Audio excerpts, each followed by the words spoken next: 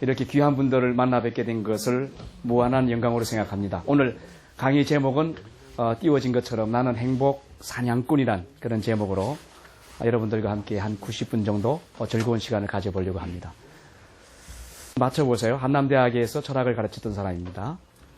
그리고 현재 대한민국 명강사 개발원 원장으로 일을 하고 있고요. 또 대한민국 브랜드위원회 저술위원으로 활동하고 있고, 행복지도사라는 거 혹시 들어보셨습니까? 아이고 대단하신 분들입니다. 행복지도사라고 하는 자격증을 만든 사람입니다. 이 외에도 행복과 관계된 자격증이 9가지가 있는데 그것을 만들었어요. 행복교육사, 행복상담사, 행복나눔사, 행복우선지도사, 그리고 지금 부산대학교에서 실시하고 있는 행복코디네이터, 수원대학에서도 아마 조만간 할 것 같고요. 용인대학에서도 이 프로그램이 진행될 것 같습니다. 이런 과정을 만든 사람입니다. 그리고 법무부 장관이 우리 행복이라고 하는 프로그램 때문에 또 표창을 해주셨던 그런 일이 있고요. NHK하고 IMBC에서 방송 출연을 했고요. 또 20여 권의 저술도 있고 또 칼럼을 언론사에 내보내서 쓰고 있는 사람입니다. 자, 아시겠습니까? 예, 이 사람을 보신 적 있습니까? 처음 보셨죠? 오늘 여기 서 있는 저입니다. 다시 한번 여러분들께 인사드립니다. 감사합니다. 자, 오늘 강의 제목은 무엇이죠? 오늘 강의 제목, 나는 행복 사냥꾼. 자, 옆에 분에게 한번 인사해 보세요. 나는 행복 사냥꾼입니다. 예, 쉽지 않죠. 사실은 이렇게 제가 1시간 전에 왔습니다. 와서 보니까 굉장히 친절하세요. 오늘 저하고 마주쳐서 복도에서 인사하신 분 계시죠? 예, 아이고, 우리 박수 한번 쳐주십시오. 굉장히 훌륭하신 분들입니다.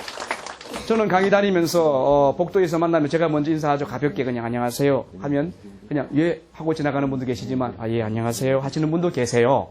그런데 오늘 안성교육지원청에 계신 분들은 모두가 친절하다는 생각을 제가 하고 왔어요. 그런데 사실 또 실제로 복도에서 만나 뵈니까 상당히 친절하세요. 그래서 오늘 제 강의하고 굉장히 매치가 잘 되실 것 같고, 나는 행복사냥꾼이라는 말을 제가 굳이 말씀 안 드려도 그래, 나는 그렇게 살아왔는데 나는 행복사냥꾼인데 그렇게 말씀하실 거라고 저는 생각이 됩니다.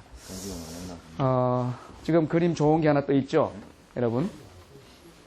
제 친구를 하나 소개하려고 합니다. 여러분도 좀 들어본 이름일 거예요. 아주 유명한 친구거든요. 오늘 이 자리에 제가 그 친구를 모시고 왔는데 그 친구의 이름은 영구입니다. 영구. 이 영구가 굉장히 정직하고 착하게 삽니다. 비록 사회적으로 성공하진 않은 것 같아요. 그러나 제가 볼 때는 잘 살아가는 사람이라고 생각이 돼요. 이 영구가 퀴즈쇼에 나가서 잘 됐어요. 그래서 마지막 한 문제 남겨놓고 모든 문제를 다 맞추었습니다. 상금이 얼마 정도 모였을까요?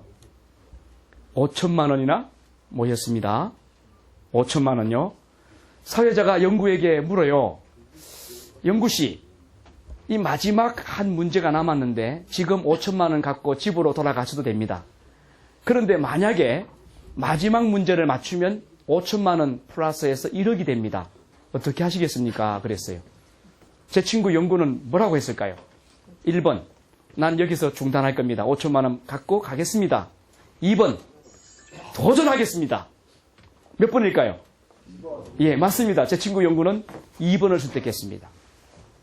자, 2번. 이 질문에, 마지막 이제 질문에 영구는 지혜로운 대답을 해야 합니다. 만약에 여기서 답이 틀리면 5천만 원 어떻게 되죠? 날아갑니다. 이제는 맨손으로 가야 되는 거예요. 사회자가 질문합니다. 다음 중에서 둥지에서 살지 않는 새는 무엇일까요? 1번, 잘 들어보세요 여러분. 이게 5천만 원짜리 상품입니다. 1번, 비둘기. 2번, 제비. 3번, 올빼미. 4번, 독수리. 5번, 뻐꾸기. 예? 답이 몇 번이에요? 5번입니다. 아이고, 대단하십니다. 영구가 가만히 있다가 그거 뭐 답 쉽네요. 5번이에요. 뻐꾸기예요. 그랬단 말이에요.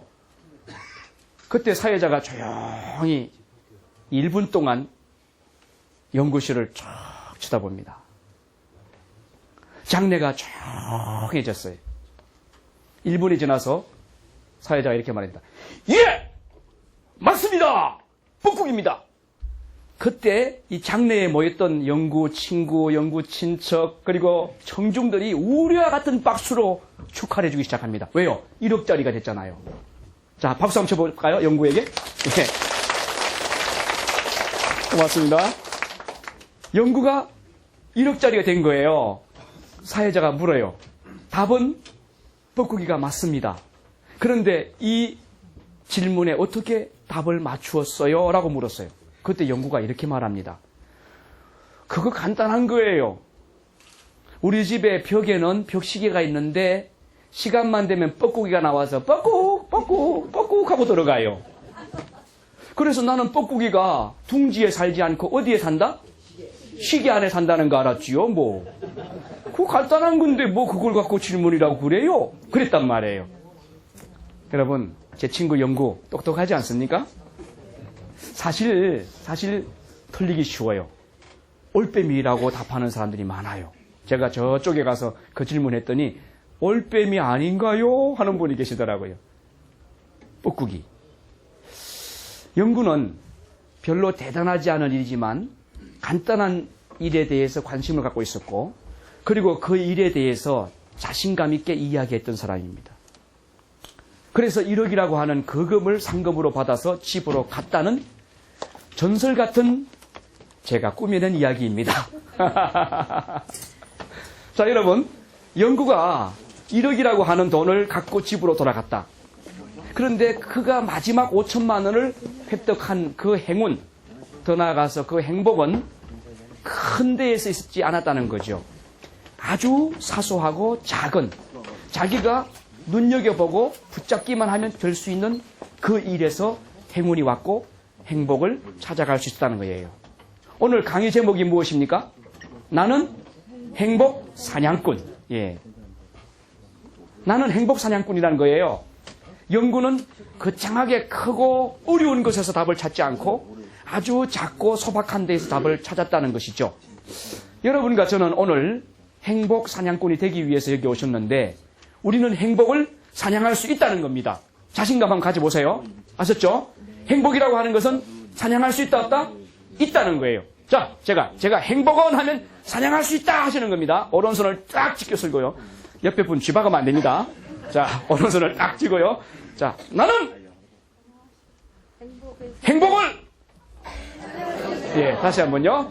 나는 행복을 사냥할 수 있다. 다시 한번. 나는 행복을 사냥할 수 있다. 그렇습니다. 행복을 사냥할 수 있다는 이야기를 오늘 드려보려고 해요.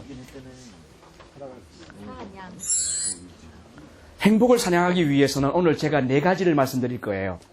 행복을 사냥하는 데는 반드시 도구가 있습니다. 그렇죠?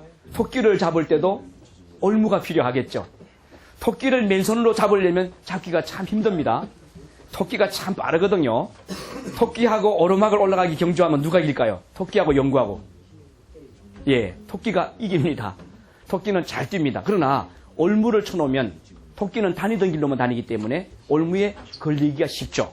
그래서 잡히는 겁니다. 그렇게 잽싸게 도망가는 토끼도 올무에 걸리다는 거죠. 그러니까 토끼를 잡으려면 맨발로 뛰는 것보다 올무를 설치하는 것이 훨씬 더 효과적이라는 거죠. 그렇죠? 행복도 사냥해야 됩니다. 행복을 사냥하면 지금 대한민국의 그 우울한 지수, 하루에 44명 정도 자살하는 이 문제, 거기에서 여러분이 해방될 수 있는 거예요. 그 문제에서 여러분 가족이 해방되고요. 그 문제에서 여러분 동료들이 해방되고, 그리고 우리 대한민국의 사람들이 다 벗어날 수 있는 거예요. 문제는 행복을 놓쳐버렸기 때문입니다. 행복을 사냥하면 되는 거잖아요. 그런데 행복을 사냥하기 위해서 첫 번째 도구, 무기, 툴이 있는데 그것은 부드러움이란 것입니다. 부드러움. 자, 부드러움 보세요. 캐나다에서 있었던 실화입니다. 아주 어렵게 살았던 사람이에요. 그 사람의 이야기입니다. 그 사람은 어렵게 살았지만 열심히 노력했습니다. 그래서 자수성가했어요. 그 사람의 꿈은 뭐였냐면은 비싼 차를 하나 사는 거였어요. 그래서 오픈카, 스포츠카를 하나 멋진 걸 샀습니다. 아마 1억이 넘었다는 이야기예요. 비싼 차를 타고 다니기 시작합니다. 틈만 나면 닦고 쪼이고 기름칠하고 그러면서 그 차를 자랑하고 있었습니다. 그런데 어느 날 퇴근하고 집에 돌아오니까 자기 차고에 있는 그 차에다가 자기 아들이, 사랑하는 외동아들이 낙서를 하는 것을 보게 됩니다. 이 아빠가 1번 화가 났다, 2번 즐거웠다. 몇 번일까요? 즐거웠다. 예, 저런 분은 아주 훌륭하신 분이에요. 박수 한번 쳐주세요. 예. 그런데 아쉽게도 이 캐나다 사람은 화가 났습니다. 자기가 그토록 아끼는 자동차에다가 낙서하는 아들을 보고 순간적으로 화가 폭발하고 말았습니다. 그래서 그 아이를 붙잡아다가 손을 단단한 데 놓고 망치로 손을 쥐때려 버렸어요. 이 아이의 손이 지디겨져 버렸습니다. 그날 이 아이는 병원에 갔죠. 병원에 가서 의사가 도저히 손을 치료할 수가 없고 이 손은 잘라야 됩니다 라고 말을 했습니다. 그리고 그 아들의 손을 그날 밤에 잘랐습니다. 이 사람은 굉장한 후회를 하게 되죠. 아들을 병원에 눕혀놓고 집으로 돌아왔습니다. 그리고 그날 밤 내가 왜 그런 일을 했을까라고 생각하면서 차고로 갔습니다. 그리고 그 차고에 자신의 차를 바라봅니다. 그리고 그 차에 적힌 이 글귀를 보게 됩니다. I love daddy. 아빠 사랑해요.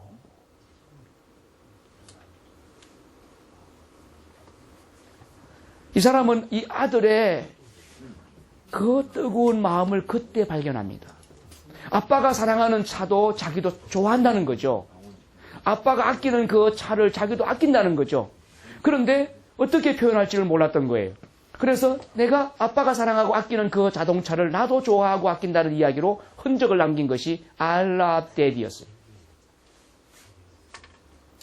아들의 그 순수한 마음을 아빠는 이해하지 못했던 거죠. 순간적으로 폭발했던 그 폭발이 아들의 손을 평생 장애로 만들었다는 그 사실을 깨닫고 그 즉시 권총으로 머리를 쏴서 자살하고 맙니다. 싫어합니다.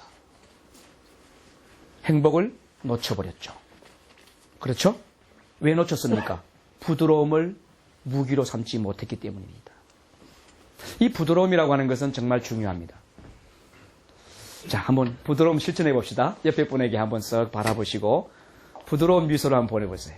부드러운 미소. 예.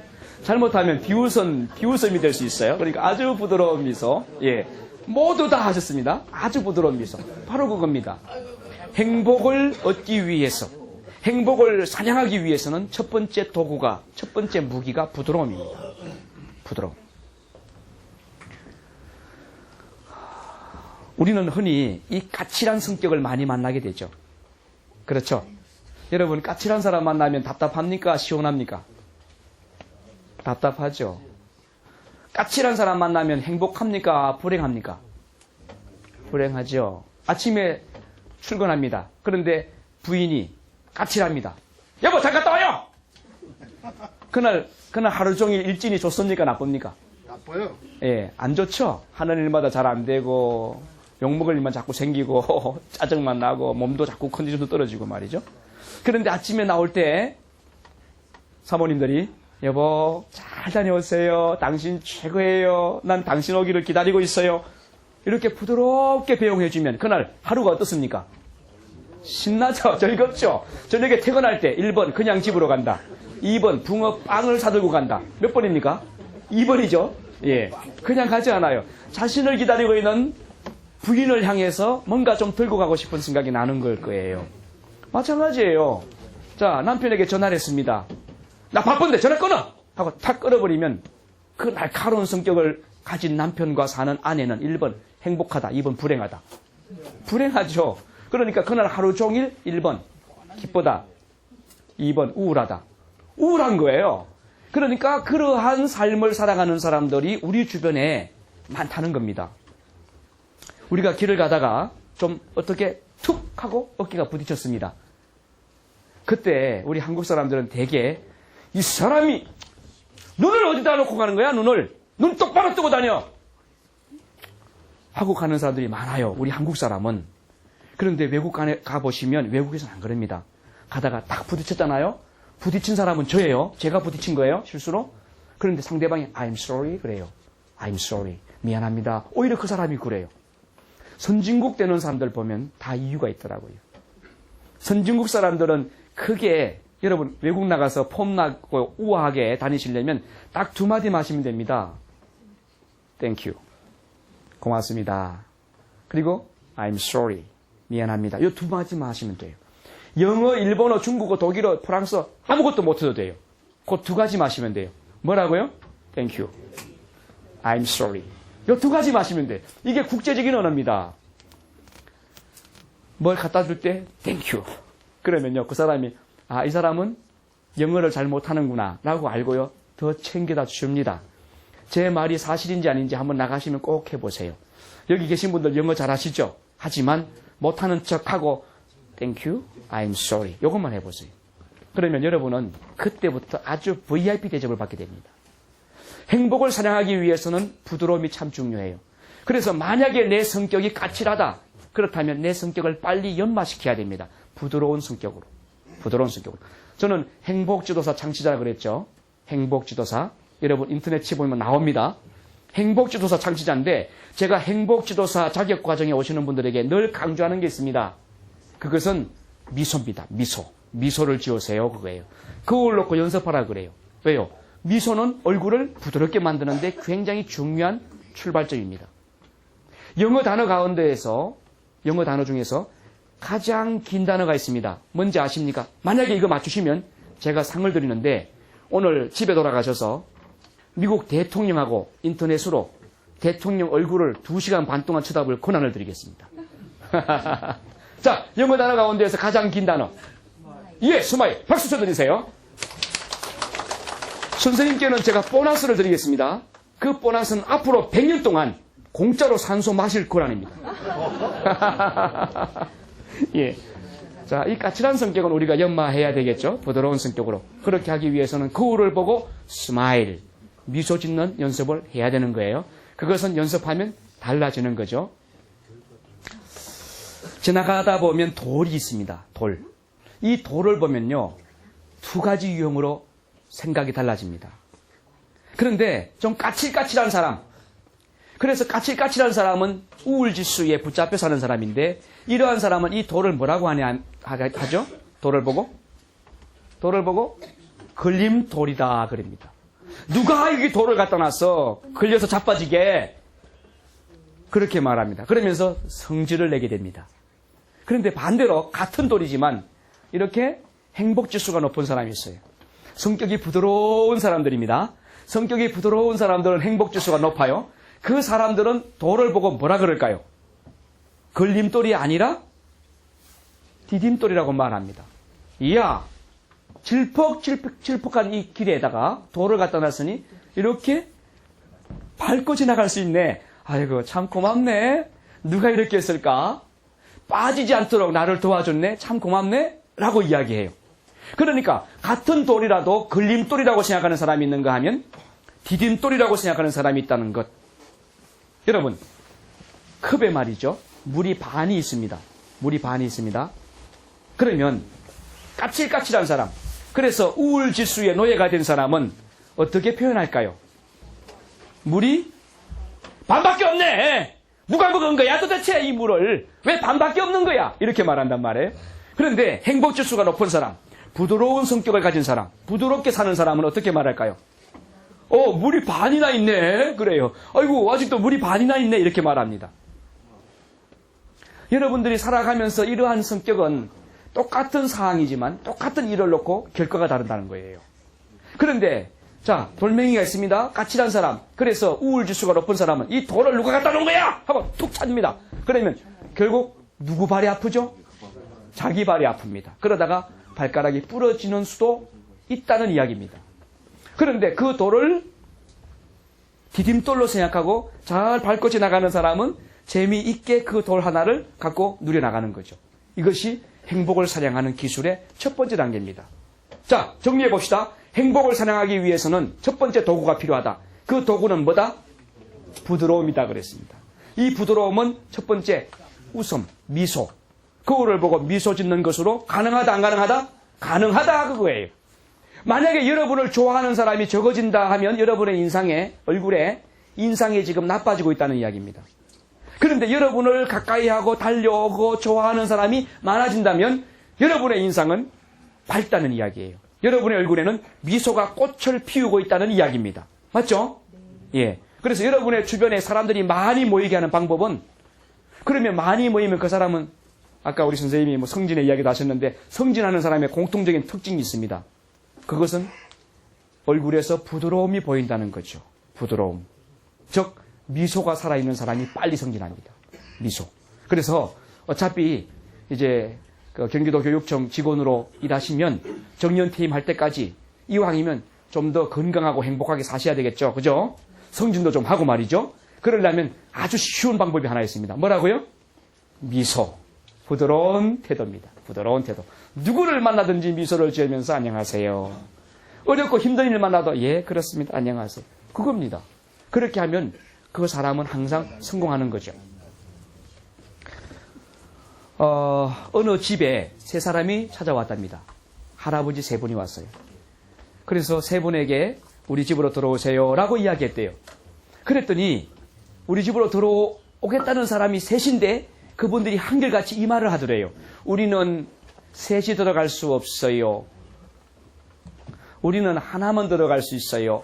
그랬답니다. 이 세 분의 이름은 부, 또 하나는 성공, 또 하나는 사랑이라는 거예요. 그래서 이 부부가 이제 상의를 하기 시작합니다. 여보, 우리 돈이 필요하잖아, 돈. 저 부라고 하는, 돈이라고 하는 저분을 모시자. 그렇게 말을 했어요. 그랬더니 남편이, 여보, 돈은 다음에 벌면 되지. 우리가 성공하면 돈 벌 수 있잖아요. 우리 성공하는 걸로 합시다. 그러면 성공할 거 아니에요? 그랬어요. 그 말도 맞죠? 그런데 가만히 남편이 생각해 보니까요. 아니, 성공하고 싸우면 찢어질 텐데.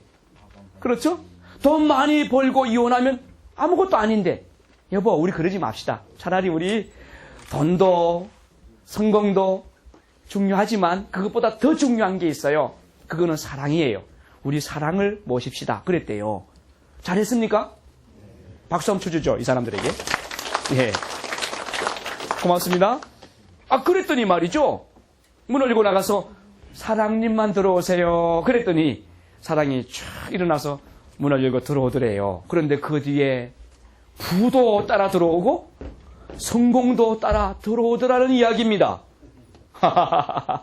괜찮죠? 예, 우리는 부를 쫓아간다든지 성공을 쫓아가면 놓치는 게 있어요. 그런데 사랑을 붙잡으면 부와 성공도 같이 온다는 이야기입니다. 그러기 위해서 사랑은요, 행복의 조건인데 부드러움을 만들어 나가는 아랫목입니다. 여러분, 사랑하는 마음 가져보세요. 부드러워지죠. 모든 것이. 그렇죠? 네. 여러분 집에 애완견이 있잖아요. 그 애완견이 사랑스러우면요, 애완견을 대하는 태도가 1번 거칠어진다. 2번 부드러워진다. 부드러워지죠. 자연스럽게 부드러워집니다. 오늘 이제 집에 가셔서 사모님을 딱 만나실 거 아니에요? 딱 안아가지고 침대에다가 1번 살짝 누른다. 2번 집어던진다. 몇 번이에요? 2번 집어던집니까? 아이고, 이거 곤란한데요? 예. 자, 행복의 조건 가운데 우리는 행복을 사냥해야 됩니다. 사냥꾼이에요. 행복 사냥꾼이니까 우리는 부드러워야 된다. 부드러움에 필요한 것은 미소다.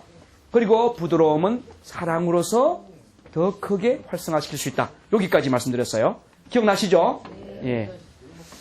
자, 여러분, 저 첫 번째 그림, 저것은 뭐 같습니까? 저거. 1번 식빵, 2번 백설기, 3번 스펀지. 예, 스펀지입니다. 자, 스펀지고요. 지금 이거는 바위입니다.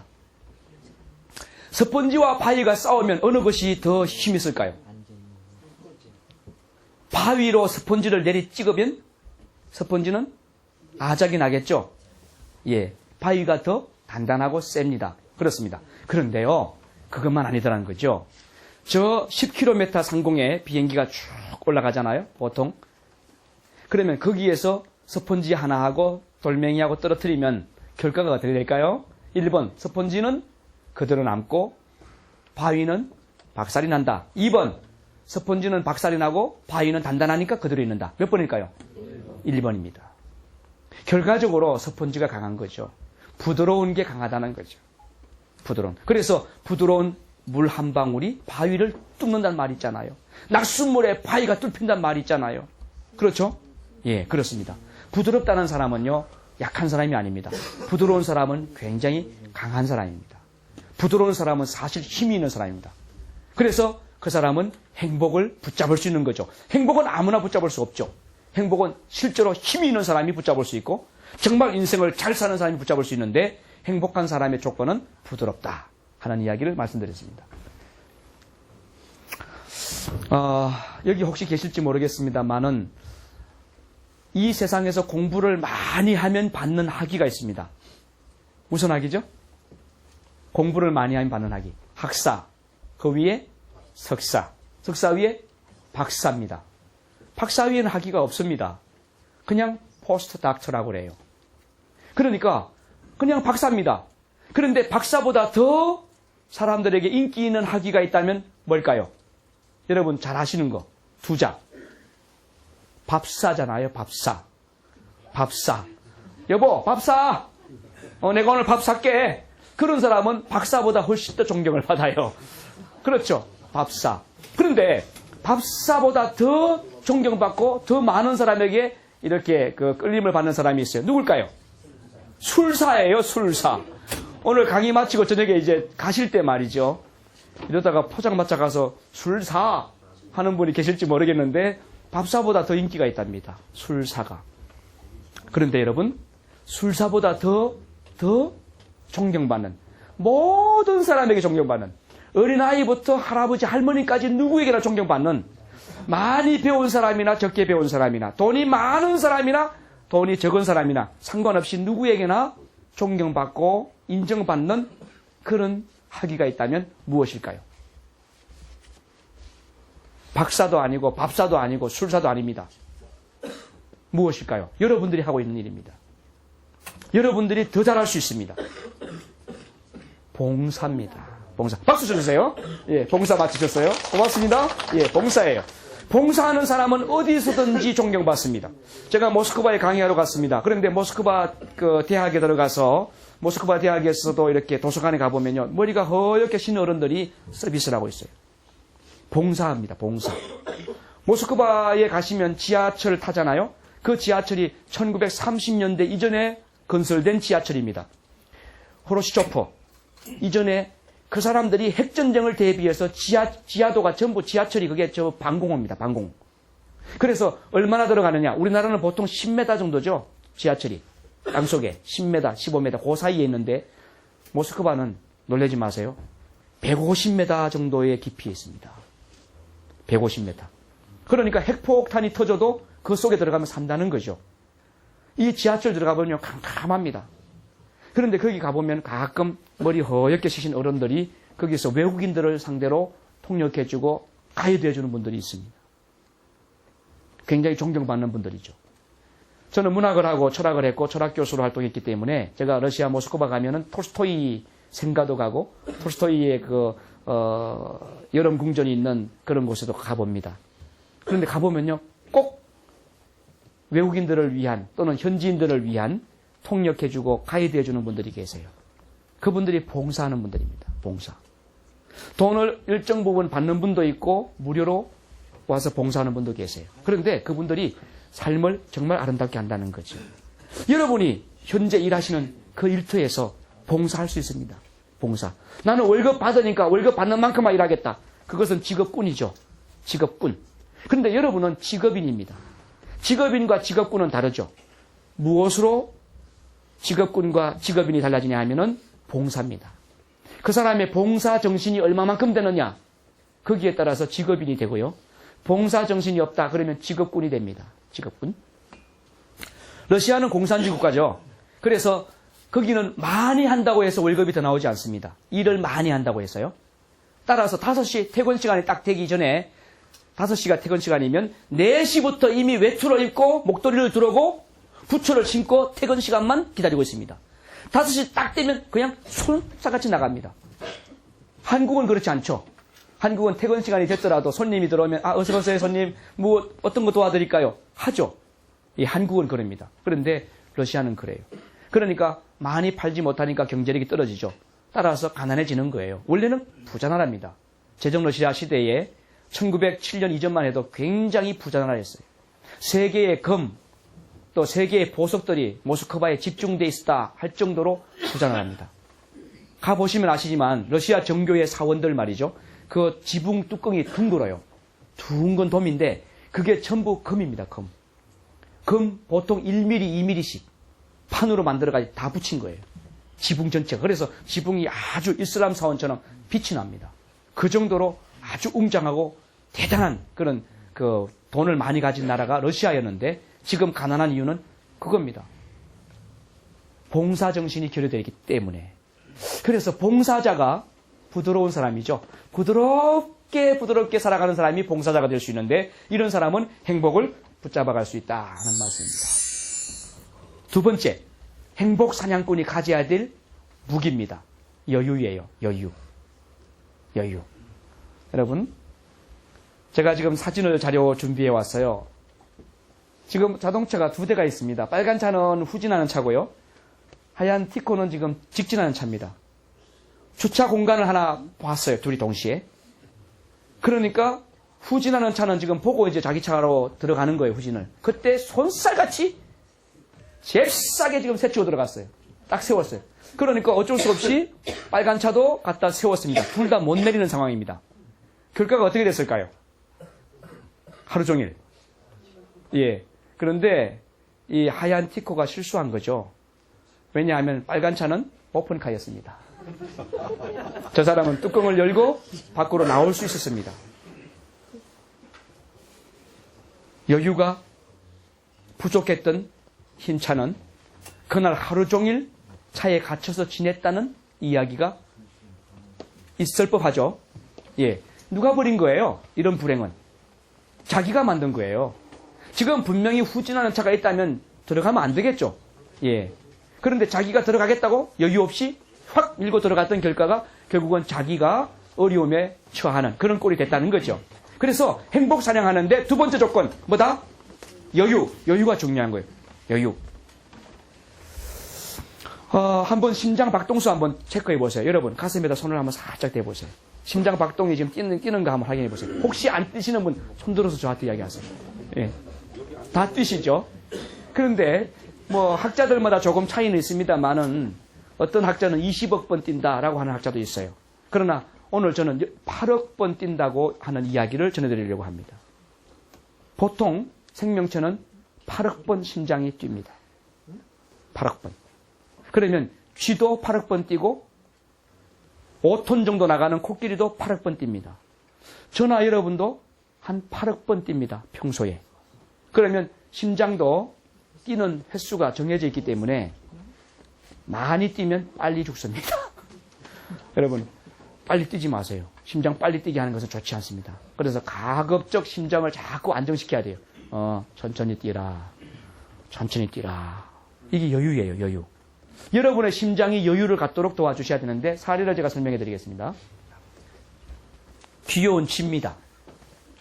이 쥐가 살기 위해서 3년 동안 호흡은 한 2억 번 합니다. 그리고 심장은 한 8억 번 정도 뜁니다. 그러면 이 쥐는 말이죠. 1분에 몇 번 정도 호흡합니까? 150번 정도 호흡을 합니다. 1분에. 그리고 자 심장은 몇 번 뜁니까? 1분에? 엄청나게 많이 뛰죠? 그러니까 1초에 10번 정도 뜁니다. 쥐는. 1초에 10번 막 뛰는 거예요. 완전 진동이에요. 그러니까 3년만 살고 죽는 거예요. 그런데 지금 보여드리는 화면 보세요. 코끼리 아저씨. 이 코끼리 아저씨는 말이죠. 몸무게가 5톤이에요. 그런데 1분에 숨 쉬는 것은 한 10초에 한 번 정도 쉽니다. 오늘 만약에 여러분들이 10초에 한 번씩 숨을 쉬기 시작하면요. 둘 중에 한 가지 일이 터집니다. 하나는 한 200살까지 사시거나 또 하나는 그냥 돌아가시거나 숨을 못 쉬어가지고. 둘 중에 하나가 될 겁니다. 그런데 코끼리가 말이죠. 이렇게 넓게 숨을 쉬면서 자신의 컨디션을 유지해요. 쥐하고 코끼리 어떤 놈이 빨리 다닙니까? 사실은 코끼리가 빨리 가죠. 그러나 쥐가 더 빨라요. 그 작은 면적에서 이야기하면요. 그렇죠? 자기 몸무게, 몸집에 비례한 공간 이동량을 말하면 코끼리보다는 쥐가 훨씬 빠릅니다. 빨리 사는 것 같죠? 그런데 빨리 사는 게 아니고 빨리 죽는 것입니다. 여러분의 심장을 빨리 뛰게 하는 만큼 빨리 죽는다는 사실. 그래서 우리는 행복하기 위해서는 좀 배려하고 여유를 갖는 것이 필요하다, 안 필요하다? 필요하다는 거죠. 여유가 필요한 겁니다. 새치기 하는 사람들. 그냥 나가 먼저 올라타야지. 밀치고 올라타는 사람. 잘하는 것 같지만 결국 그 사람은 빨리 갑니다. 그래서 저는 운전하다가 제 앞에 슝 하고 새치고 들어오는 차 있잖아요. 그때 제가 이렇게 말합니다. 편안하게 잘 가세요. 그런데 너무 빨리 새치고 가다가는 그나마 작은 코 숨이 멎을 수 있어요. 조심하세요. 이렇게 그럽니다. 아니 제 속으로 열고 이야기 안 하고. 여유는 참 중요한 것 같아요. 자, 개 두 마리가 등장합니다. 하나는 발바리 씨고요. 하나는 불독 씨예요. 여러분, 이 발바리하고 불독하고 둘이 어떤 녀석이 배려가 더 많을 것 같습니까? 불독이요? 불독이 더 많죠. 발바리 저건 말이죠. 지나가는 것 다 간섭하죠. 예? 아무거나 지나가면 막 짖어버리고 그러죠. 누구나 오면 막 왈왈왈 하고 막 물 것 같이 물지도 못하면서 그냥 간섭을 다 하고 다닙니다. 세상 만사 자기가 왕촌 줄 착각하고 있습니다. 배려심이 없습니다. 그런데 불독은요, 제대로 된 불독은요, 그냥 이렇게 멀뚱멀뚱 지켜봅니다. 눈만 끔뻑끔뻑하고 있습니다. 그런데 정말 화가 났을 때는 말이죠, 불독이 물어버립니다. 발바리에게 물려서 죽었다?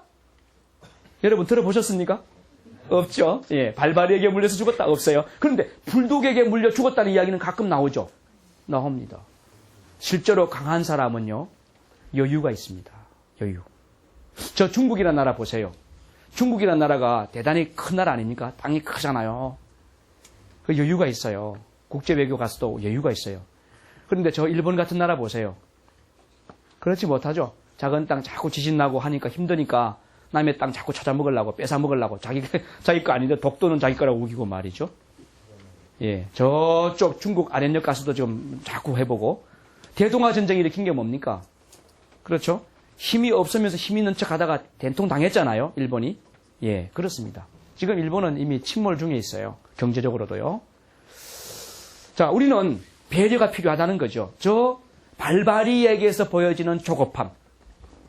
우리에게는 그게 필요 없다는 거죠. 자, 그럼 옆에 분에게 이렇게 한번 이야기해 보세요. 악수를 하면서 배려를 키워봅시다. 해보세요. 시작. 예, 배려는 서비스예요. 그런데 내가 배려하는 만큼 상대방도 행복해지는 거죠. 그렇죠. 군에서 말이죠. 예전 이야기입니다.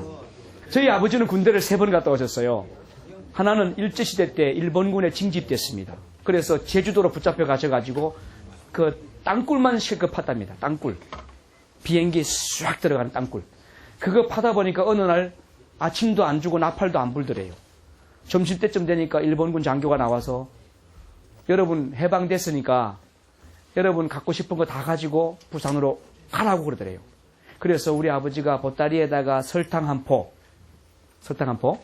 그리고 군 모포 그거 하나, 그리고 군복 좋은 거 하나 딱 해가지고 쫙 묶어가지고 딱 해서 배를 타고 부산항에 왔답니다.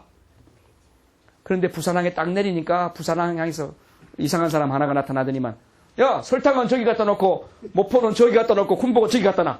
그래가지고 다 뺏겠다는 거 아니에요. 일본군 갔다 오셔서 그렇게 고생하시고 한 2년 지나니까 국군 경비대가 생겨가지고 국군 경비대 초대 창설요원으로 또 붙잡혀 갔었어요. 결혼해가지고 사는 중에. 그래서 국군 경비대 가가지고 정말 고생 많이 했답니다. 하루에 한 끼 먹으면서. 그리고 전역을 해서 집에 오셨는데 6.25 전쟁이 났습니다. 6.25 전쟁이 나가지고 김천으로 이제 피신을 가셨어요. 그렇죠. 자녀도 있고 어떻게 전쟁 가겠습니까? 전쟁 군대를 2번 갔다 왔는데 또 갈 수 없잖아요. 그래서 갔는데 가는 중에 인민군들하고 같이 내려갔대요. 김천까지. 인민군들이 오면서 그러더래요. 동무 집으로 가이소. 가세요. 뭐 그랬잖아요. 가이소는 경상도 사람이고. 예. 그렇게 집으로 가라고. 이제 곧 해방됩니다. 아무 걱정하지 말고 집으로 가라고. 돌아가라고. 피난 가지 말라고. 그러면서 같이 내려갔대요. 그래서 김천까지 가서 다시 국군에 입대했어요. 우리 아버지는 포탄 파편에 가슴을 이렇게 맞아가지고 대검으로 그냥 찢어가지고 그냥 바늘로 꿰맸습니다. 파편 찢어내고. 그래서 이만큼 그냥 흉터가 있습니다. 군대를 3번 갔다 오신 우리 아버지입니다. 참 힘드셨겠죠? 정말 고달팠겠죠? 그 우리 아버지의, 예, 고맙습니다. 우리 아버지의 이야기입니다. 군대에서 우리 아버지는 기독교인이었어요. 그런데 조금 짝퉁이었어요. 군대 가서 밥을 먹을 때 밥을 끌어안고 눈을 뜨고 기도하고 드셨답니다. 그런데 아주 신앙이 좋은 장로님 한 분이 군대 들어왔대요. 그때는 나이 많아도 군대 들어오니까. 장로님은 밥을 딱 앞에 놓고 두 손을 탁 모으고 눈을 감고 간절히 기도를 한 3분간 하고 밥을 드셨답니다. 그런데 그분이 눈을 감고 기도하는 동안 기적이 일어났습니다. 그 밥통에 있는 밥이 싹 없어졌습니다.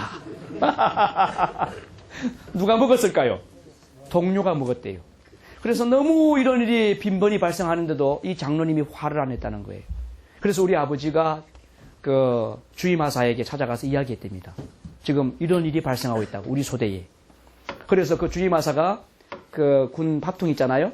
그거를 입에 물고 오리걸음을 시켰답니다. 그거 도둑했던 그 사람을. 나는 밥도둑놈 해가지고 써붙이고, 나는 밥도둑놈 해가지고 써붙이고 그 연병장을 몇 바퀴 돌게 만들었던 이야기를 하시더라고요. 배려. 동료에 대한 배려가 없던 사람은 동료의 하루 종일 배고픔을 겪도록 불행감을 줬던 사람이죠. 우리가 사는 세상에 배려가 필요한 것입니다. 내가 행복하기 위해서죠. 그래야만 남도 행복해질 수 있죠. 배려는 참 중요해요. 요즘 아파트 문화기 때문에 왜 그런 거 있잖아요. 층간소음. 그렇죠. 위층에서 아이들이 막 그냥 뜁니다. 줄넘기 하고 뛰어. 그리고 또 막 노래 틀어놓고 밤 12시에 애들이 막 춤을 춥니다. 이야, 정말 안타깝지 않습니까? 힘들잖아요. 이것은 자기 주변에 사는 사람들에 대한 배려심이 없기 때문이죠. 결국은 같이 불행해지는 거예요. 같이. 그러니까 여러분 주변에 말이죠. 주변 사람들이 여러분을 행복하게 할 수도 있고 불행하게 할 수도 있는 거죠. 자, 옆에 분 한번 살짝 쳐다보세요. 혹시 배려심이 있는지 없는지 한번 보세요. 다 배려심이 있으시죠? 만약에 배려심이 없는 사람을 만났다. 그러면 이제 불행의 조건이 되는 거예요. 예. 정말 좋은 사람 만나야 됩니다. 좋은 사람.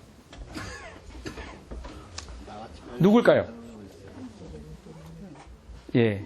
외국 사람이죠? 상대성 이론이라고 하는 아주 어려운 물리학 이론으로 전 세계적인 스타가 된 과학자입니다. 이 사람은 여유가 있었을까요? 없었을까요? 여유가 있습니다. 여러분, 이 아인슈타인이 말이죠. 이 사람이 자신의 그 모든 것을 만들어내기 위해서는 슬로우 문화를 가지고 있었어요. 여유 있어요. 배려심이 있고요. 과학자들이 무엇을 발명한다 또는 발견한다 그랬을 때는 가만히 보세요. 그 과학자들이 그냥 발견하지 못해요. 놀이기구 타면서 뭐 발명하는 경우는 거의 없습니다.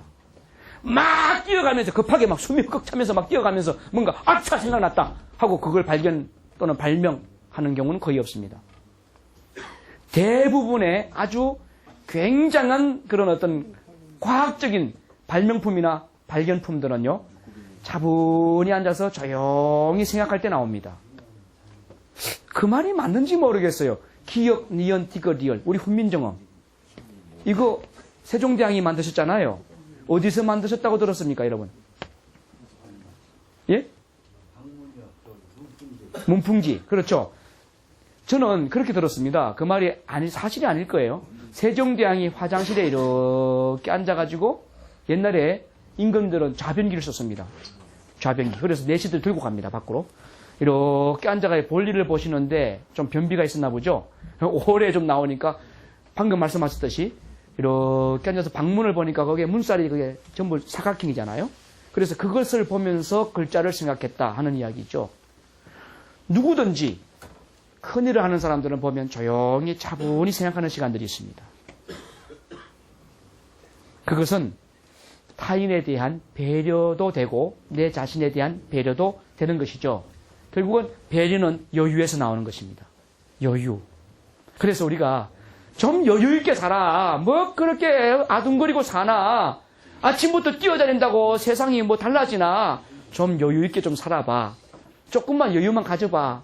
이 이야기는 우리 모두가 행복을 사냥하기 위해서 두 번째 요소로 필요한 겁니다. 여유. 여유. 지난주에 저는 대전교도소에 법무부 초청으로 가서 특강을 했는데요. 다음 주 수요일은 육군교도소에 가서 특강을 합니다. 그런데 자 보세요. 그분들이나 저나 차이가 없습니다. 다 똑같아요. 그분들이 머리에 뿔 하나 달고 있는 분들 아닙니다. 그분들 손에 칼 들고 있는 분들 아닙니다. 다 우리와 같은 손입니다. 우리와 같은 얼굴이고 우리와 같은 머리입니다. 똑같아요. 수인의 옷을 입었다는 것밖에 없습니다. 육군교도소 가면은 뭐 장교도 있습니다. 병사들도 있고 부사관도 있는데 그분들 이 등에는 희망이라고 하는 하얀 글씨를 써서 붙여놓고 있습니다. 그래서 이분은 지금 어떤 죄를 치르고 그 죄값을 치르는 중이구나 하는 것을 복장을 보면 알죠. 복장을 보면요. 근데 그렇다고 해서 그분들과 우리의 차이가 있느냐? 없어요. 그분들이 결정적 실수를 한 것은 뭐냐? 배려를 놓쳤기 때문입니다. 배려. 이 배려는 여유에서 나온다 그랬죠? 여유를 잃어버렸기 때문입니다. 행복을 사냥하기 위해서는 여유가 필요해요. 이 여유는 상대방에게 배려를 해줍니다. 살인한다? 조금만 상대방을 배려하면 살인하겠습니까? 조금만 마음의 여유를 가지면 살인하겠습니까? 아니죠. 성질 부린다? 책상을 뒤엎어버린다? 상대방을 배려한다면 하겠습니까? 아니죠. 조금만 마음을 좀 그래 내 심장 빨리 뛰면 빨리 죽으니까 심장아 천천히 천천히 천천히 이렇게 하면 되는 거 아니에요? 자 한번 해보세요. 오른손 들고요. 심장 안에 대고요. 이야기하세요. 심장아 천천히 천천히 천천히 시작. 아니 힘차게 해보세요. 여러분의 몸은 여러분이 컨트롤해야 합니다. 의사가 컨트롤하는 거 아닙니다. 예. 그렇습니까? 그러면 좀 작게요. 자, 해보십시오. 시작. 심장아, 천천히, 천천히, 천천히. 그거예요. 그러니까 그분들도 잘 살던 분들이에요. 사업을 하든, 뭐, 직장에서 일하든, 아니면 어떤 간부급으로 있든, 열심히 잘하던 분들이 어느 날 갑자기 한순간에 자기의 성격을, 까칠까칠한 성격을 잠재우지 못해서 우발적으로 사고를 내는 경우도 굉장히 많다는 거예요. 그래서 그게 가는 거예요. 그 사람과 우리의 차이는 바로 그 한 가지 차이였어요. 한 가지. 여유를 놓쳐버리기 때문에. 여유. 그래서 행복을 사냥하기 위해서 첫 번째 뭐가 필요하다 그랬죠? 부드러움. 두 번째는 무엇이 필요하다? 여유가 필요하다. 부드러움과 여유 이 두 가지를 잡아야 행복을 사냥할 수 있다. 지금 이렇게 알고 있는 거예요. 예. 재미있습니까? 세 번째는 안심입니다. 안심하니까 뭐 안심, 덩심, 뭐 소고기 이야기 하는가 그러실 텐데 그거 말고요. 여기서 말하는 안심은 마음을 카타르시스 하는 거예요. 마음을 부드럽게 편안하게 만들어가는 것입니다. 자, 여러분 2012년도 우리나라 통계청에서 자료를 낸 것이니까 정확하겠죠. 통계청에서 자료를 이렇게 냈습니다. 2012년도는 2011년도와 비교해 보니까 달라졌다는 거예요. 첫 번째로 사망률 원인이 뭐냐? 2011년도는 우리나라 사망률 1위가 무엇이었을까요? 이 네 가지 중에서 자살이었습니다. 자살. 2011년도까지 자살이 가장 많은 사망률이었어요. 그런데 놀랍게도 2012년도는 자살률이 4등으로 껑충 떨어집니다. 그리고 가장 많이 등장한 것이 암입니다. 암. 두 번째는 심장병입니다. 심장질환. 세 번째는 뇌혈관 질환입니다. 그리고 네 번째가 자살이래요.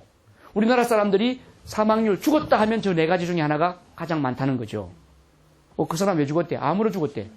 그 사람 왜 죽었대? 심장마비라나? 그 사람 왜 죽었대? 뇌졸중이래. 여러분, 뇌졸중이라고 있잖아요. 우리가 이렇게 길거리 다니다 보면 이렇게 해가지고 이렇게 좀 다니시는 분 계시죠? 그것만 우리 보잖아요. 뇌병변 장애는요, 굉장히 위험합니다. 한번 탁 오면, 이거는 예고가 없어요. 암은 예고가 있습니다. 암은 진단이 됩니다. 아, 지금 암 3기입니다. 암 2기입니다. 암 1기입니다. 나오죠? 그렇죠? 예, 펫시티 하면 다 나옵니다. 암에 대해서. 지금 뭐 심장은 암이 없습니다. 뭐 폐암입니다. 간암입니다. 위암입니다. 식도암입니다. 뭐 갑상선암입니다. 자궁암입니다. 뭐 전립선암입니다. 다 나와요. 그래서 당신은 5년 살 것 같아요? 10년 살 것 같아요? 하는 예측이 돼요. 암은. 그런데 뇌병변은 아닙니다. 갑자기 쓰러지는 거예요. 그런데 뇌병변 장애자는요, 80%가 24시간 안에 죽습니다. 그러니까 이렇게 해서 돌아다니시는 분들은 20% 안에 들어가는 거예요. 아주 운 좋은 분들이에요. 그래서 뭐 반신불수가 되거나 전신마비가 되거나 전신불구가 되거나 하는 것들은 그런 경우는 돌아가시기 전에 그런 아주 위급한 상황까지 가신 분들이고요. 우리나라에 지금 이러한 문제, 사망률의 가장 큰 원인 중에 하나가 자살이었는데 이제는 암으로 변했다는 거. 그 이야기죠. 자, 그런데 이 네 가지는 가만히 따져보세요. 스트레스를 많이 받으면 걸리는 병이 있어요. 무엇일까요? 암이에요, 암. 암은 유전적 원인도 있습니다. 유전적 원인. 저는 박사과정에서 자연치유학도 했어요. 그래서 제가 이 병에 대해서 병리적 현상을 또 제가 강의합니다. 하는데, 암의 가장 큰 원인은 유전적, 환경적 요인, 그러니까 식생활, 식습관의 어떤 문제, 이런 것도 있습니다만은 정신적 요인도 있습니다. 그것은 스트레스입니다. 스트레스. 여러분, 스트레스를 많이 받는 사람과 적게 받는 사람이 있을까요, 없을까요? 똑같은 상황에 대해서. 있습니다. 스트레스를 가장 안 받는 사람이 누군지 아세요? 그 사람들은 거의 암에 안 걸립니다. 실제로. 정신병자? 정신병자는 아니고요. 정신병자는 스트레스가 너무 많이 받아서 과해서 오는 경우가 많고요.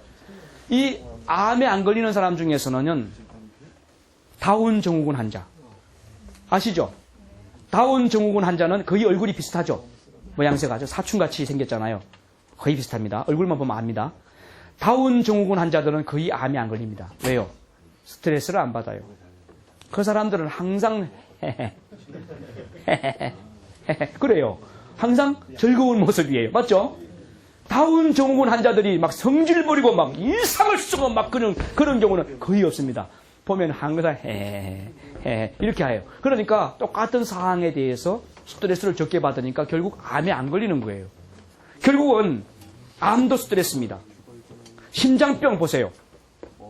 심장병은 어떻습니까? 성질 많이 내는 사람이 걸립니다. 분노 자주 하는 사람이 심장병 자주 옵니다. 분노, 혈기, 다혈질적인 성격 가진 사람이 심장병 자주 옵니다. 뭐라고 그랬다고! 하고 죽는 거예요. 그러니까 이 뇌병변도, 뇌경색도 그와 연관이 있습니다. 심장병도 그래요. 그러니까 지금 네 가지 다요. 네 가지 다. 네 가지 다. 지금 세 번째 행복을 사냥하는 무기에 해당됩니다. 자, 세 번째 행복을 사냥하는 무기가 뭐라 그랬습니까? 예? 안심이에요, 안심. 그러니까 마음을 편안하게 이렇게 다독거리는 것이 행복에 굉장히 중요한 거예요. 여러분, 세계적으로 이렇게 보면 가난하지만 행복지수가 높은 나라가 있어요. 해발 3,000m 높이에 살고 있는 나라입니다. 거기는 텔레비전도 별로 없고 냉장고도 없어요. 그냥 삽니다. 단벌 신사입니다. 좀 추운 곳이에요. 그 나라 이름이 부탄입니다. 아시죠? 예, 부탄 가스와는 아무 상관이 없습니다. 그런데 이 부탄이라는 나라 사람들이 왜 행복지수가 높은가 봤더니 그 사람들은 마음을 평화롭게 다지고 나가요. 날마다 생활이 그래요. 안심시키는 거예요. 마음을 편안하게. 여러분이 행복하게 살고 싶으면요, 마음을 안심시키는 작업이 정말 필요해요.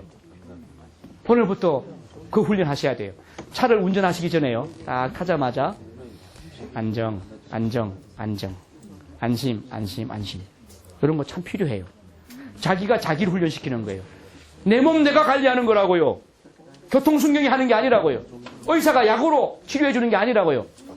백약이 무효입니다. 왜요? 내가 내 몸을 관리하지 못하면 아무 소용이 없습니다. 그렇죠? 맞죠?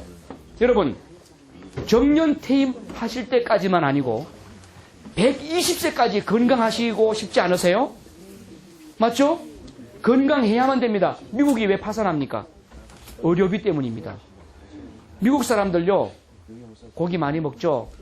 그래서 미국 사람들은 심장질환이 많아요. 운동도 적게 하고 배는 막 자꾸 나오고 말이죠. 비만에 걸려가지고. 그래서 이 대사증후군부터 갖가지 질병을 다 갖고 있습니다. 상당수의 미국인들이. 그래서 퇴직하자마자 어디를 다니느냐? 퇴직하자마자 병원 출입이 날마다 일상생활이 됩니다. 그러니까 병원비가 많이 늘죠. 따라서 의료비가 비싼 겁니다. 여러분들이 노후 재테크 반드시 하셔야 됩니다. 돈 모으셔야 됩니다. 그런데요, 돈보다 더 중요한 게 있습니다. 뭔지 아시죠? 건강입니다. 건강. 건강도 크게 두 가지가 있어요. 하나는 육체 건강입니다. 육체 건강 잘 하셔야 됩니다. 이거는 잘 하셔야 되는데 방금 제가 말씀드렸던 안심, 안심, 안심 이거예요. 그런데 관계 건강도 있어요. 퇴직했는데 이제 70, 80 됐는데 자식들도 집에 안 와요. 친구도 없어요. 난 아파트 한 채만 덜렁 앓고 그냥 퇴직금 나오는 걸로, 연금 나오는 걸로 그냥 그것만 갖고 사는 그런 사람이 있을 수 있습니다. 아주 불행한 거죠. 그런 분은 잘못하면 백골사가 될 확률이 많습니다. 일본에 지금 백골사가 많아지고 있죠. 백골사.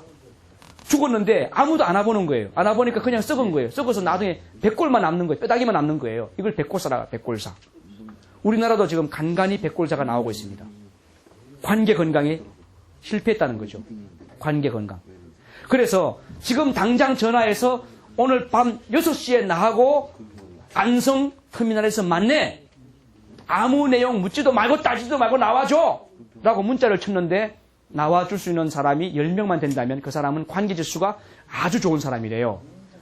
오늘 한번 해보세요. 한번. 문자 지금 한번 쳐보세요.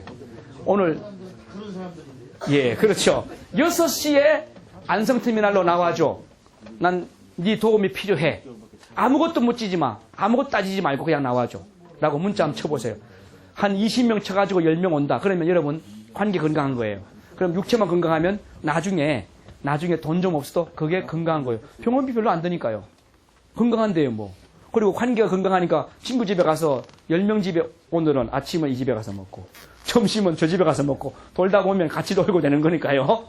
자, 조금 빗나갔습니다만은 2012년도에 사망순위 저거 보시면서 우리가 우리의 마음을 안심시키는 일이 참 필요하구나 하는 것 동의하셨죠? 네, 고맙습니다. 2012년도에 정신과 병원을 치료를 받은 사람에 대해서 보건복지부가 내는 통계입니다. 놀랍게도 130만 명입니다. 야, 놀랍지 않습니까? 여러분, 우리나라 인구가 5천만 명이에요. 5천만 명 가운데 130만 명이 정신과 치료를 받았습니다. 그러면 40명 중에 한 명이 정신과 치료를 받았다는 이야기죠. 심각하지 않습니까? 40명. 직행버스 하나 타면요, 40명 아닙니까? 그러면 그 가운데 한 명이 정신과 치료를 받고 있다는 이야기예요. 정말 무서운 이야기입니다. 그 가운데 우울증, 조울증 다 포함되고요. 펜실바니아 주립대에서 연구한 겁니다. 미국인들을 쭉 조사해보니까 15%가 하루의 절반을 걱정하고 지내더래요. 안심을 못하는 거죠.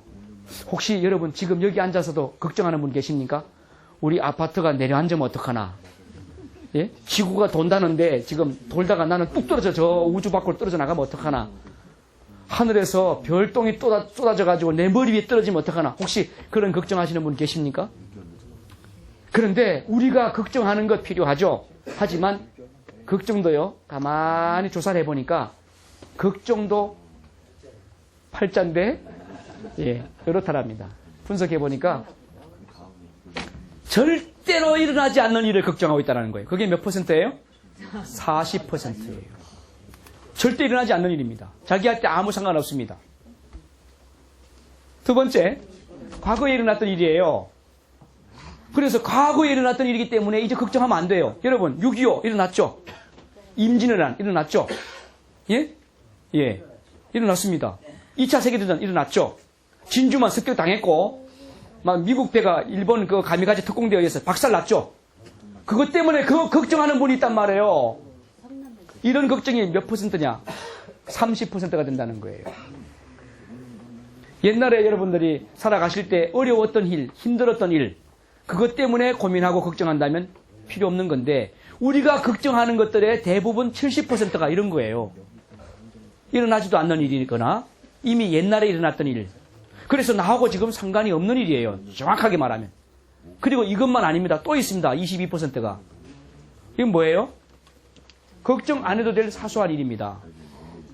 그거 별로 걱정할 일 아닙니다. 자동차 바람이 좀 적어요. 그런데 바람이 적은데 큰일 났네. 이거 타이어가 펑크나면 어떡하나? 이거예요.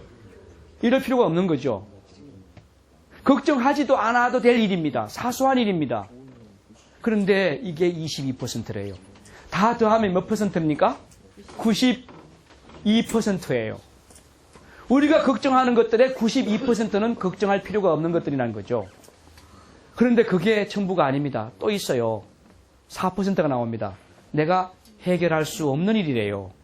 여러분, 내가 해결할 수 없는 일이 걱정거리가 될 필요는 없죠. 내가 해결할 수 있다면 걱정해야죠. 그런데 어차피 내가 해결할 수 없습니다. 나는 120세가 되면 죽는데 어떡하지? 난 죽는데 어떡하지? 이렇게 늘 걱정하기 시작하면 그 사람은 제 명대로 살까요? 못 살까요? 못 삽니다. 빨리 돌아가시게 돼 있어요. 그러니까 결국은 96%가 걱정과 상관없는 거예요. 할 필요가 없는 거예요. 해서도 안 되는 거예요. 아무 의미가 없는 거예요. 따라하세요. 걱정해. 96%는 쓰레기다. 쓰레기입니다.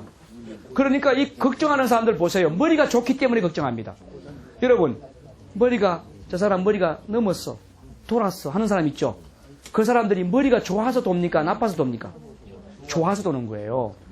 너무 많이 돌리다가 도는 거예요. 예. 그러니까 우리가 이 걱정도 하지 않아야 된다. 정말 필요한 걱정은 요겁니다. 내가 해결할 수 있는 것만 하시면 돼요. 4%. 4%. 내가 해결할 수 있는 일만 걱정하시면 된다는 거죠. 됐죠? 그러면 대부분의 걱정을 할 필요가 있다 없다? 없다. 아직까 그냥 기차야 달린다. 개야 짖든 말든 그렇게 가는 거예요. 그게 우리 인생이고 그게 우리 인생을 행복하게 사는 세 번째 방법이라는 거죠. 미국 갤럽 연구소에서 조사한 것이 있습니다. 이것이 책으로 나와 있어요. 여러분 서점에 가시면 있습니다. Wellbeing Finder. 혹시 읽어보신 분 계시죠? Wellbeing Finder는요.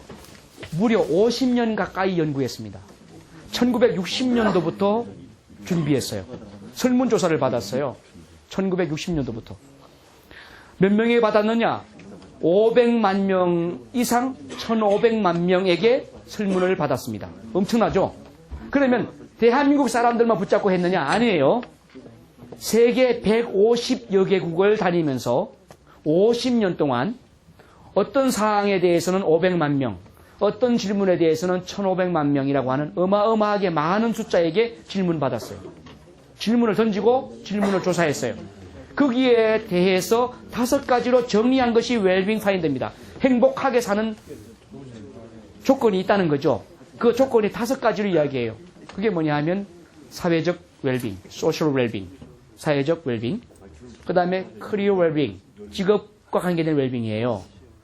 그 다음에 피지컬 웰빙, 육체의 건강과 관계된 웰빙, 커뮤니티 웰빙, 내가 더불어 살아가는 공동체하고의 웰빙, 그런 거예요. 그렇게 해서 5가지 웰빙을 이야기하는 것이 웰빙 파인더인데요. 이 웰빙 파인더의 자료가 굉장히 저는 우리가 들어볼 만한 가치가 있는, 근거가 있는 이야기라고 저는 생각을 하고 소개를 합니다. 웰빙 파인더에 의하면 직장 상사하고의 관계가 행복 지수에 영향이 있다는 거죠. 여러분, 직장 상사, 우리 안성교육지원청에 계신 분들은 다 도덕군자들이죠? 훌륭하신 분들이죠? 아닙니까?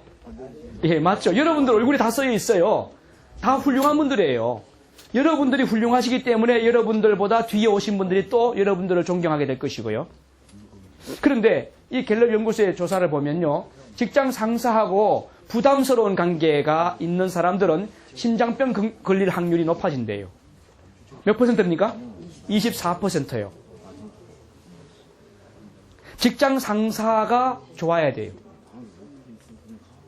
반대로 내가 직장 상사의 관심을 받기 위해서 노력해야 됩니다. 둘 다 중요합니다. 직장 상사라면 상사로서 자기 관리를 잘하고 아랫사람을 잘 돌봐줘야 되고 또 만약에 내가 아랫사람이라면 윗사람을 잘 공경하는 것도 필요하다는 거죠. 그러지 않으면 내가 심장병 걸려요. 내가 심장병 걸린다고요. 걱정되다. 이 심장병 걸릴 확률이 24%인데 이게 4년간 지속되면 이렇게 됩니다. 4년 동안 지속되면 39%로 증가합니다. 만약에 여러분들이 직장 상사하고 관계가 껄끄럽다 그러면 우리 선생님한테 빨리 전화해가 상담을 좀 해볼 필요가 있을 것 같아요. 나 아무래도 여기 있으면 좀 어려울 것 같습니다. 예? 내가 좀 나를 바꿔보든지 아니면 직장 상사를 바꾸든지 둘 중에 하나 해야 될 거 아니에요. 왜요? 심장병 걸릴 확률이 4년 동안 지나면 39%로 증가하니까. 곤란하니까. 그렇죠?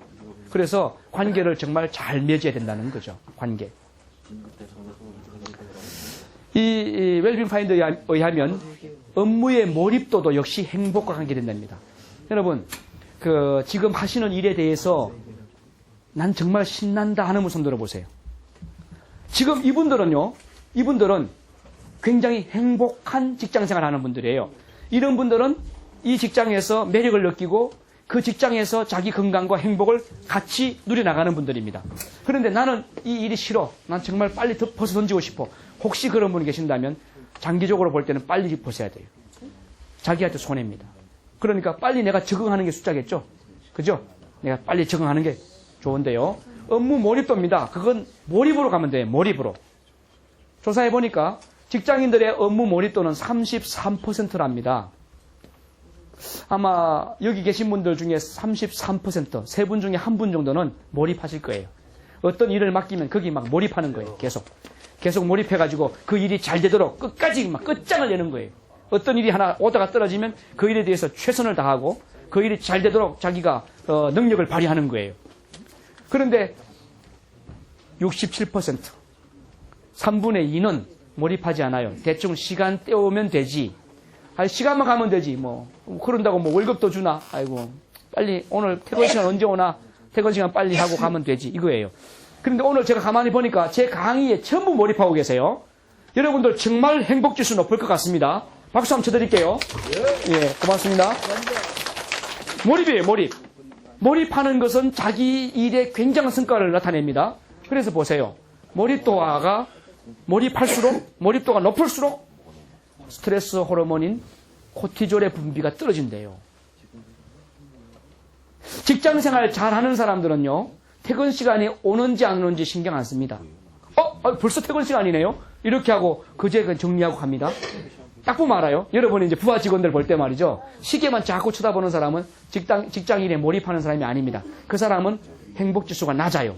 그런 사람 잘못 건드리면 삐집니다. 그리고 잘못하면 대듭니다. 싫어요. 안 해요. 왜요? 내가 왜요? 이럽니다. 아셨죠? 그런데 몰입하는 사람은요. 시계가 나는 줄 몰라요. 얼른 퇴근해야지. 그러면 예? 벌써요? 벌써 퇴근 시간이에요. 이런 말하는 사람은 몰입도가 높은 사람이고 이런 사람들은 굉장히 자기 건강에도 도움이 되는 사람이에요. 왜요? 스트레스 호르몬의 분비가 잘 안 되니까 말이죠. 그래서 몰입하는 사람은요. 병가도 잘 안 냅니다. 통계입니다. 병가 잘 안 냅니다. 심장마비 빈도도 그래요. 여러분, 심장마비 빈도는요. 행복지수가 낮은 사람에게 발생할까요? 행복지수가 높은 사람에게 발생할까요? 행복지수가 낮은 사람이 심장병 발생 빈도가 높습니다. 그러니까 일에 열중하고 열심히 하는 분들, 몰입하는 분들은요. 스트레스를 덜 받아요. 스트레스를 덜 받기 때문에 그분이 심장병 발생도 낮다는 거 알아두시면 되고요. 자, 세 가지. 지금까지 저는 행복을 사냥하기 위해서 세 가지 말씀드렸습니다. 첫 번째 뭐였죠? 부드러움. 두 번째는 여유, 배려를 포함한 여유입니다. 세 번째는 안심이라 그랬습니다. 안심. 마음을 잘 안심시키는 것 제가 말씀드렸고요. 하버드 미국의 갤럽 연구소의 그 웰빙 파인드를 사례로 들어서 말씀을 드렸어요. 이제 네 번째예요. 네 번째는 관계입니다. 관계는 참 중요합니다. 친구 따라 강남 간다는 거 꼭 기억하십시오. 여러분이 맺는 관계가 여러분의 미래입니다. 음식물도 그래요. 만약에 여러분이 라면을 드시면 여러분의 인생은 라면 인생이 되고 맙니다. 왜요? 세포는 먹는 것으로 구성되니까요. 우리가 음식을 먹으면 이것이 결국은 세포로 가서 세포가 그 먹은 것으로서 지탱합니다. 그렇죠? 그래서 만약에 여러분이 독극물을 그럴 리 없지만 독극물을 드셨다고 합시다. 그러면 세포는 독극물 영향을 받습니까? 안 받습니까? 받죠. 반드시 죽습니다. 세포가 죽습니다. 그래서 세포가 많이 죽으면 나는 생명도 주는 거예요.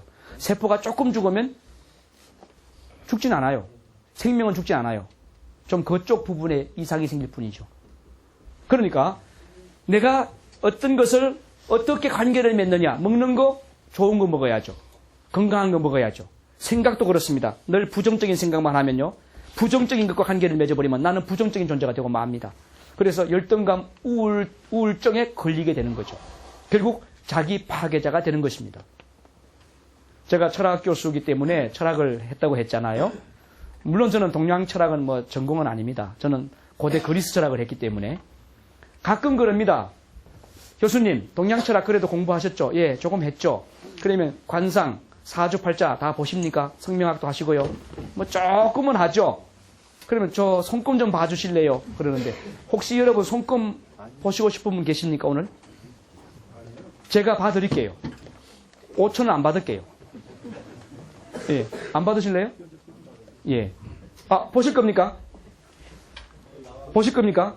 강의 끝나면 제가 봐드리겠는데 한 방에 봐드릴게요. 자, 여러분 손 한번 꺼내서 보십시오. 여러분 손 쭉. 자, 지금 봅니다. 여러분 마음대로 보세요. 상관없어요. 요즘은 옛날 시대가 아닙니다. 이제 일본 가면 자동차 운전 오른쪽에서 하죠. 한국에 오면 왼쪽에서 합니다. 예. 자, 보셨습니까? 여기에 재물운은 있죠? 수명 있죠? 그 다음에 자녀가 몇 명인지 다 나오죠? 모르십니까? 예. 그러면 딱 쥐세요. 꽉 쥐세요. 다시 펴보세요. 자, 이게 누가 쥐다 폈다 합니까? 누굽니까? 여러분의 운명을 쥐고 피고 하는 사람이 누굽니까? 1번 관상쟁이. 2번 여러분 누굽니까? 나 자신이에요. 따라하세요. 내 인생 내가 끌고 간다. 그렇습니다. 여러분 인생 여러분이 지고 가는 거예요. 여러분이 지고 가는 대로 인생이 되는 거예요. 아니 사주팔자라고 하는 것이 사주팔자가 별거 아니잖아요. 생년, 생월, 생일, 생시예요. 내가 태어난 년, 태어난 달, 태어난 날, 태어난 시간이에요. 그러면 사주팔자가 같은 사람이 지구상에 있습니까? 없습니까? 없습니까? 있습니다. 분초가 같은 사람이 있어요. 그런데 인생은 확실히 다릅니다. 어떤 사람은 대통령이 되고 어떤 사람은 거지가 됩니다. 무슨 말이냐 하면 내 인생 내가 지고 가는 거예요. 부정적인 것과 관계 맺은 사람은 부정적인 걸로 가는 거고 긍정적인 쪽으로 관계를 맺는 사람은 긍정적으로 간다는 거죠. 바로 그 차이입니다.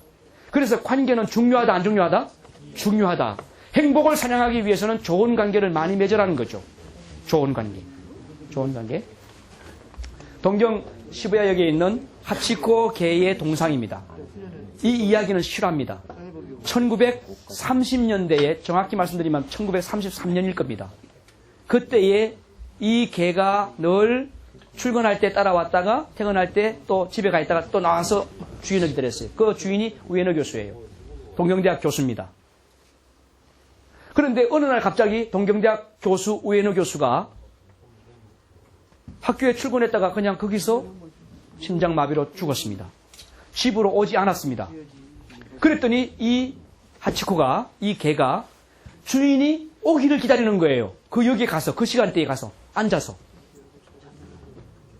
몇 시간을 기다려도 오지 않으니까 다시 집으로 돌아갑니다. 그리고 그 다음날 저녁 때가 되면 또 나와서 또 지키고 있습니다. 주인을 잃은 집은 팔리겠죠. 그래서 그 집이 매각이 됩니다. 딴 사람에게.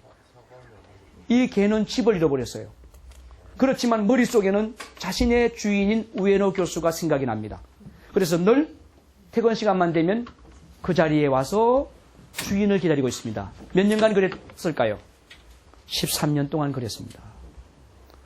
이 하치코 개와 우에노 교수의 이야기는 오늘 우리에게 관계의 중요성을 이야기해 줍니다.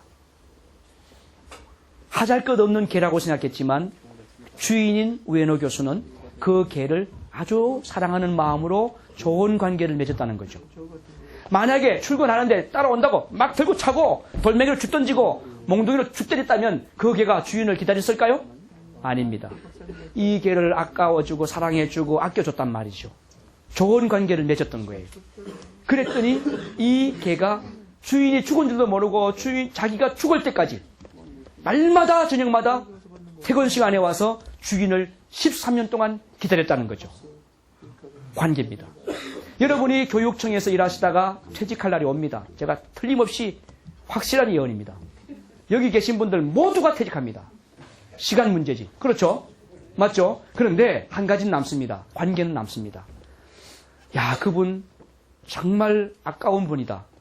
그분이 퇴직해서 너무 속상하다. 그분이 우리 교육청에 계셔야 되는데 그런 분이 우리 직장에 계신다는 것이 나는 자랑스러웠는데 정말 존경받는 분이었는데 이런 이야기를 들어야 되겠죠.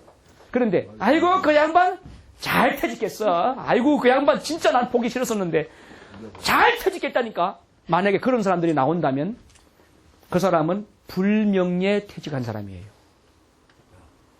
직장생활 잘한 것이 아닙니다. 관계를 잘못 맺은 거예요. 그렇죠? 예. 지금 여러분들은 관계 잘 먹고 계시죠? 상하 관계 잘 맺고 계시죠? 동료 관계 잘 먹고 계시죠? 예. 한번 지금 실습해 봅시다. 인사부터 시작하는 겁니다. 옆에 분에게. 내 옆에 앉아주셔서 고마워요. 관계예요, 관계. 뭐, 너 잘났나? 나도 잘났다. 그래. 그래서, 몰라. 그냥 딱 팔짱 끼고. 그래. 나는 지나면 월급 주고, 월급 주니까 난 직장 생활 해. 내 앞에는 아니에요. 내 앞에 갈구지 마. 아무도 나한테 이리라지를 하지 마. 난 내 멋대로 살 거야. 만약에 이렇게 직장 생활 하면요. 자기 똑똑한 것 같지만, 시간 지나서 사람들에게 욕을 먹고, 사람들과의 관계가 단절되고, 나중에 다녀도 백골사 할 사람이기 때문에, 백골사 할 사람이기 때문에 사람들이 안 달라붙어요. 외로워요. 불행한 겁니다. 그렇죠?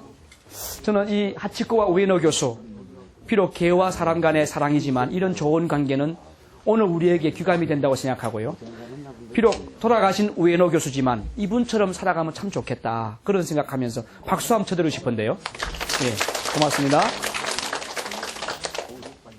이 대인관계와 행복지수 하버드 대학교에서 30세 이상 성인들 12,000명을 대상으로 조사를 해봤습니다.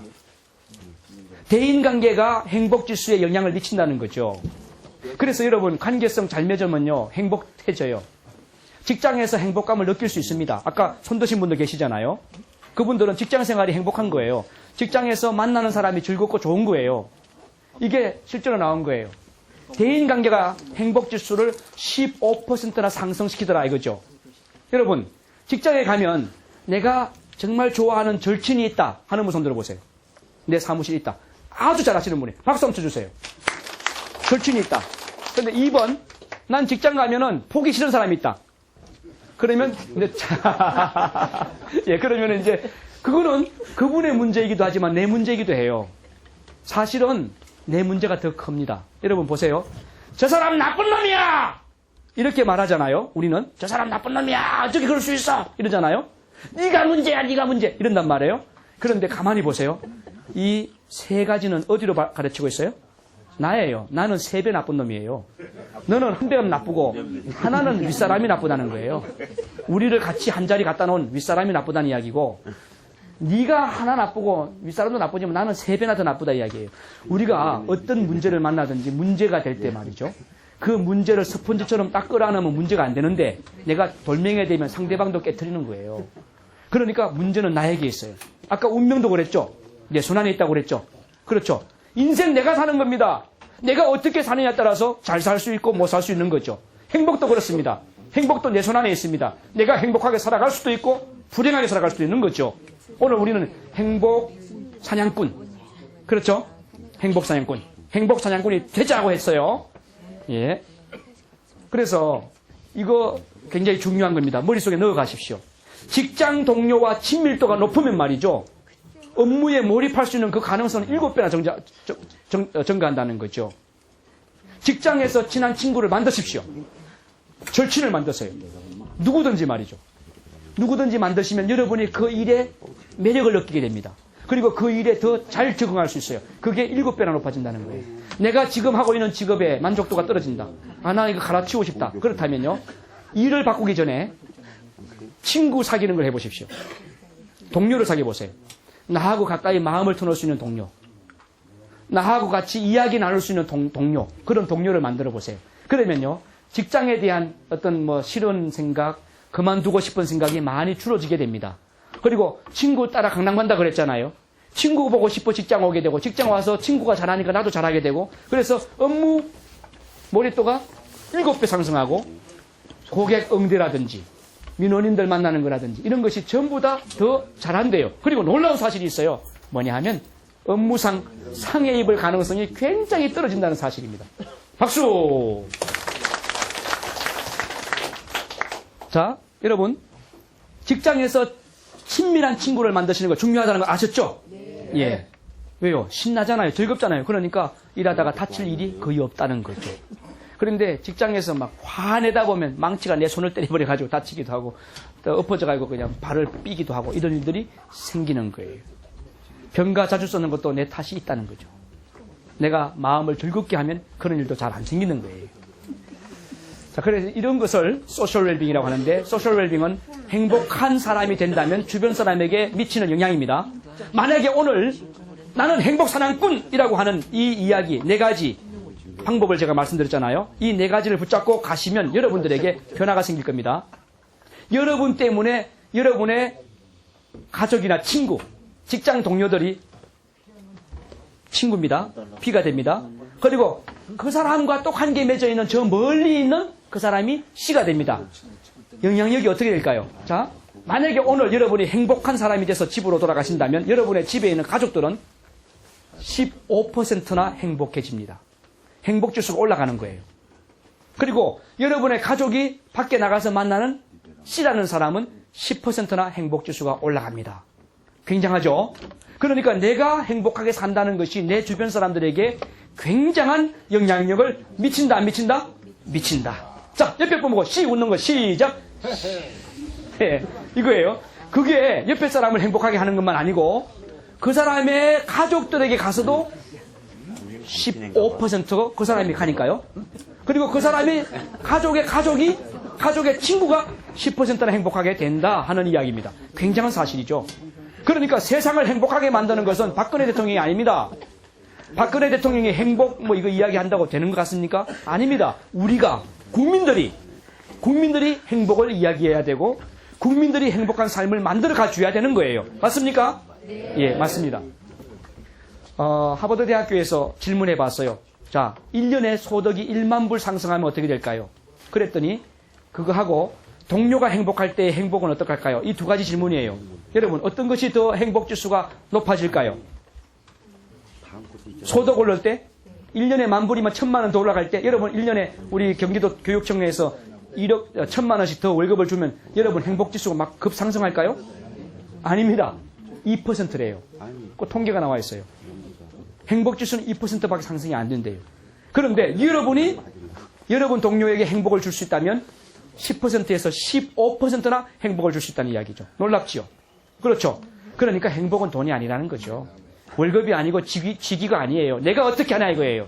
내가 어떻게 내 일에 집중하느냐, 몰입하느냐, 그리고 내가 내 동료들과 얼마만큼 친밀한 관계를 유지하느냐, 여기에 달려있다는 거죠.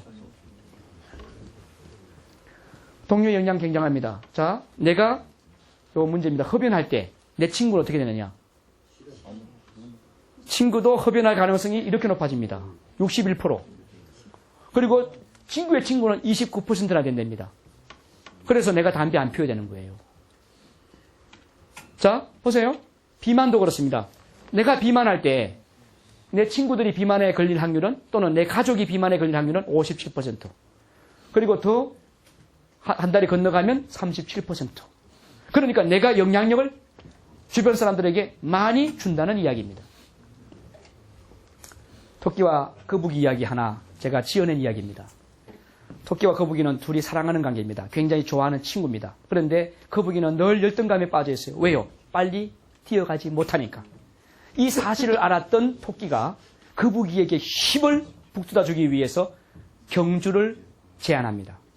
자, 누가 이길까요? 거북이가. 예, 거북이가 이겼습니다. 토끼는 뛰어가다가 모퉁이에서 누워서 자는 척했고 거북이가 앞장서서 엉금엉금 갔지만 끼었고 1등을 했습니다. 관중들은 거북이에게 환호성을 치면서 박수를 쳐줬고 토끼에게는 게으름뱅이라고 낙인을 찍었습니다. 토끼는 속으로 울음을 삼키면서 겉으로 축하해 줍니다. 이것이 배려입니다. 자기가 잘 뛸 수 있었지만 잘 못 뛰는 거북이를 우쭐하게 잘 살아가도록 기분 좋게 만들어주는 그런 포용을 토끼가 했다는 거죠. 여러분, 이 토끼 멋지지 않습니까? 멋있죠? 이게 토끼가 맺은 관계입니다. 아마 우리가 직장생활하면서 이러한 관계를 맺어 나간다면 주변 사람들에게도 가까운 사람으로 어느 날 내 자신이 등장할 거예요. 어느 부인의 기도가 있습니다. 너무 집이 어렵고요. 남편은 맨날 술 먹고 들어오고 뭐 밥상 뒤엎고 애들은 나가서 도둑질하다가 잡혀와가지고 물어내야 되고 그래서 못 살겠다 그랬대요. 그래서 하나님 앞에 기도했대요. 하나님 나 좀 데려가 주세요. 그랬더니 그래 좋다. 내가 9일 뒤에 데려갈 테니까 내가 내는 숙제를 하거라. 3일 동안 열심히 집을 썰고 닦으라 그랬대요. 그래서 열심히 집을 썰고 닦았어요. 3일 지났습니다. 하나님이 오셔가지고 이번에는 아이들하고 3일 동안 열심히 놀아주거라. 너 죽으면 못 만나지 않니? 그래서 3일 동안 열심히 놀아주었대요. 그리고 3일 지났어요. 7일째 하나님이 오셔서 이제는 네가 죽은 다음에 그래도 내 아내밖에 없었네 라고 말할 수 있도록 좋은 아내가 되어 주거라. 3일 동안. 그래서 남편에게 왜 늦게 들어와요 이 양반아. 왜 또 술 먹고 들어와요. 그러지 않고 아이고 오셨어요 하고 임금님처럼 3일 동안 섬겼대요. 9일이 지났습니다. 하나님이 나타났습니다. 야, 너 이제 죽어야 되는데 죽기 전에 너의 집을 한번 돌아보라 그랬대요. 돌아보니까 집이 궁궐처럼 깨끗하고 아이들은 엄마 품에 안겨서 뛰어다니고 좋아하고 남편도 술 안 먹고 들어와가지고 여보 하고 안아주고 천국으로 변했다는 이야기예요. 그때 물었답니다. 아니 이게 어떻게 된 거죠? 그때 하나님이 그랬대요. 네가 만든 거다. 여러분 직장은 누가 만듭니까? 여러분이 만드는 겁니다. 이제 우리가 이 행복한 사냥꾼이 되도록 노력해야 될 것입니다. 4가지 말씀드렸습니다. 정리하겠습니다. 행복한 사냥꾼이 되기 위해서 첫 번째 부드러움이 있어야 된다. 두 번째 여유를 가져야 된다. 세 번째 안심, 마음을 안정시켜야 된다. 네 번째 좋은 관계를 맺어야 된다. 이거였습니다. 여러분 제 강의 들어주셔서 고맙습니다. 감사합니다. 행복하십시오.